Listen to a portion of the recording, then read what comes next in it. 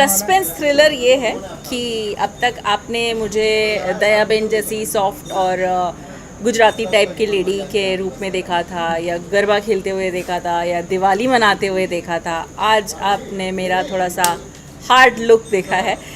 ये दबंग lady police है और किसी से डरती नहीं है, बट इससे भी कोई डरता नहीं है। प्रॉब्लम ये है बिकॉज ये कैरेक्टर जो मेरा है वो एक्चुअली इतनी कड़क नहीं है। वो जूही चावला जैसी थोड़ी सी चुलबुली सी है, थोड़ी सी सॉफ्ट सी है, बट अपना काम सही से जानती है और हर एक चीज़ जानती कि कैसे क्या हो सकता है।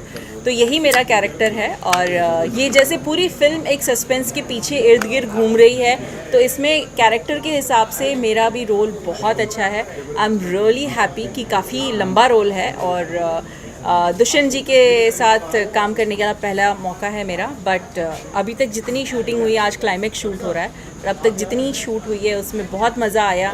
पूरी यूनिट बहुत अच्छी है, बहुत मज़ा आता है। इट्स अ टीम वर्क और प्लस सेफ्टी, सिक्योरिटी, सबकी insurance, everything is taken care of. तो मुझे बिल्कुल टेंशन नहीं है किसी बात की। फिल्म का नाम है शतरंज, और जैसे कि शतरंज का नियम है कि हर प्यादे के अपने कायदे कानून होते हैं और हर एक का अपना एक स्टाइल होता है।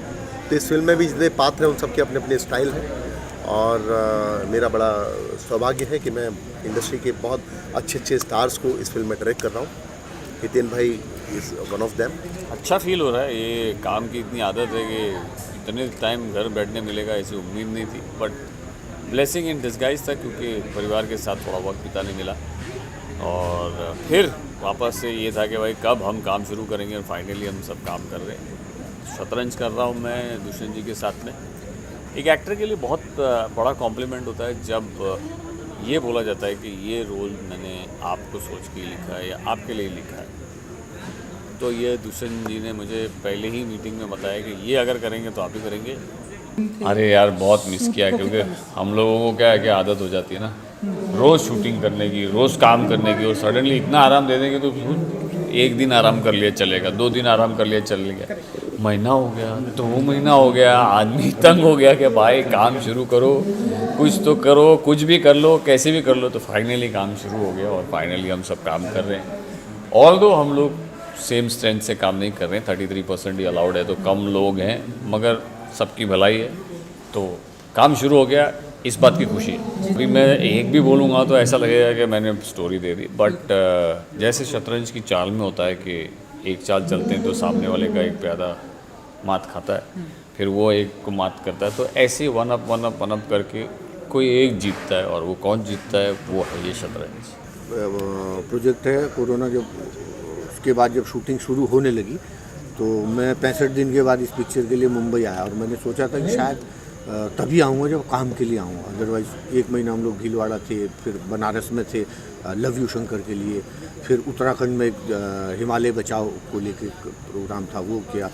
यहाँ फ़ोन आया डायरेक्टर साहब का कि ये ऐसा ऐसा, हिमांशु जी का फ़ोन आया, उन्होंने बताया कहानी ऐसी ऐसी है, और बड़ा एक छोटा वाला पैकेज नहीं होता उस तरह का इन्होंने मुझे बताया, और मुझे बड़ा अट्रैक्ट किया वो, और रोल के बारे में बताया तो वो भी मुझे अट्रैक्ट किया।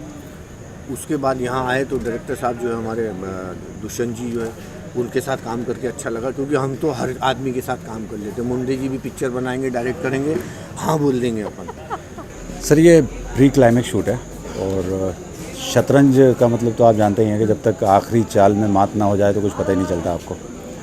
तो जीत भी जो होती है वो क्लाइमेक्स में पता चलती है कौन जीतता है। और लेकिन द मूवी की जो खासियत है वो है कि आप आखिर तक ये नहीं पता चलेगा कि कौन है कल्प्रेट, कौन है विलन, कौन है। ज़्यादातर लोगों को शक होगा इस पे, हो सकता है अब्बास मस्तान की जिस तरह की पिक्चरें होती हैं तो ये उसका वैसे ही। मैं तो इतना मिस कर रहा था कि मुझे लगा पहले था कि 1 दिन को लॉकडाउन लग रहा है, फिर 3 दिन को लग रहा है, एंड ये फिल्म पहले से प्लान, फिर 15 डेज़, फिर 1 महीना, 1.5 महीने बाद मुझे लगा कि मैं अवसाद में चला जाऊँगा।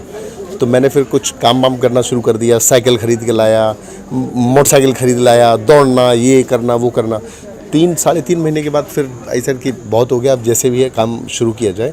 और लकीली फिर तब तक रेस्पेक्टेड महाराष्ट्र गवर्नमेंट ने परमिशन दी, तो हम लोगों ने शूट शुरू कर दिया। लेकिन मुझे जब आदमी अपने वर्क प्लेस पे वापस आता है तो डेफिनेटली उसको एक सुकून का एहसास होता है, तो वो सुकून मैं अभी महसूस कर रहा हूँ।